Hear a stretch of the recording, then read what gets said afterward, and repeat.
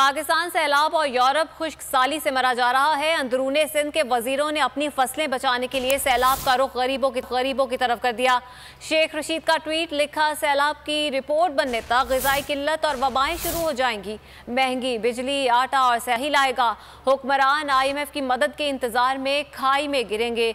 एक मरतबा फिर से शेख रशीद की जानिब से ट्वीट में मौजूदा हुकूमत को तनकीद का निशाना बनाया गया है। पाकिस्तान सैलाब और यूरोप खुश्क साली से मरा जा रहा है। अंदरूने सिंध के वजीरों ने अपनी फसलें बचाने के लिए सैलाब का रुख गरीबों की तरफ कर दिया। शेख रशीद का ट्वीट लिखा, सैलाब की रिपोर्ट बनने तक ग़िज़ाई किल्लत और वबाएं शुरू हो जाएंगी। महंगी बिजली, आटा और सही लाएगा। हुक्मरान IMF की मदद के इंतजार में खाई में गिरेंगे।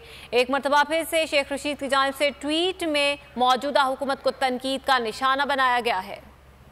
मैं हूं जैस्मीन मंजूर और आप मुझे देखेंगे सिर्फ बोल पर।